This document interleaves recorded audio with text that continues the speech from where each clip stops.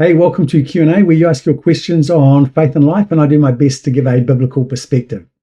Well, let's jump into today's question. What does Paul mean in 1 Corinthians 7 when he says a believer married to a non-believer should stay so the children are holy? That's a good question. I'm guessing behind that question is a thought that, is he saying that being holy and being saved are the same thing? And and if that's the case, then how does that work?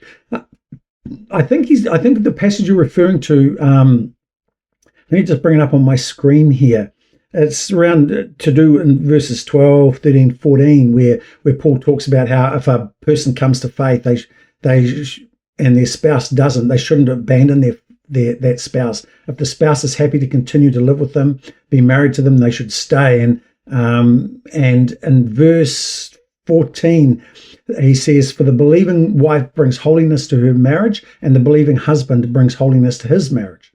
Otherwise, your children would not be holy, but now they're holy." And I think the best way to understand what Paul's saying there is to recognize that straight off the bat, he's not saying that somehow there's a special grace when a non-Christian parent converts to Christianity that their children come under that saves them. When Paul says that they're being made holy, he's not equating it to salvation. I can say that with great clarity and certainty in my mind, because in verse 16 he goes on and he talks about how an unbelieving spouse might be saved through the faith of the believing one.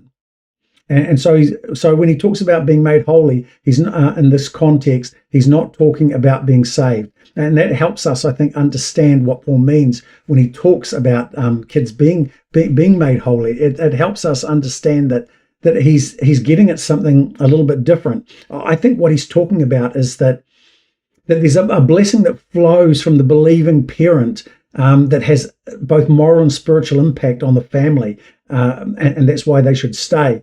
So, for example, in terms of the non-believing spouse, they see the difference that faith makes. They see the difference that believing in Jesus makes in a person's life.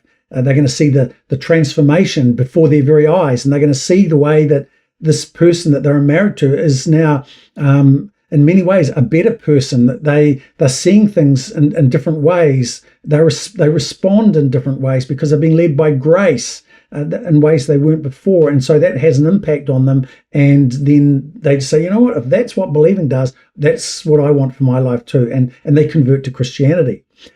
With regards to the children, I think what Paul's saying is that because a believing parents set the tone of the household. They determine the boundaries, the moral boundaries, the framework that the children are going to grow up in. And so because they've converted to Christianity, they're going to adopt a moral code, a moral framework that comes from the kingdom of heaven, not the kingdom of this world. And the child's going to be brought up in that. They're going to live under that moral, within those moral boundaries, with that moral code, so to speak, that is going to protect them from so much of what's happening in the world around them. It's going to shelter them and protect them from being led astray and led down paths that could lead to their destruction. And so by the believing parent setting faith boundaries and adopting a moral compass that comes from Scripture and not this world, what happens is the child benefits from that. There's a blessing that flows to them, and it draws God's affection because they're living in ways that please God. And so it begins to open up this child to the possibility of faith and the possibility of a relationship with Jesus, because they experience something of God's favor, something of God's grace, because they're living in ways that please them. So I think that's what Paul means when he says that to stay within those marriages because of the implications for faith and for the future, for the non-believing spouse and for the children. So yeah, I hope that helps answer that question. You may have different opinions. I'd love to hear from you in the comments below.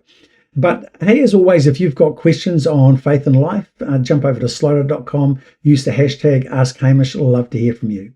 But that's it for now. Until next time, God bless.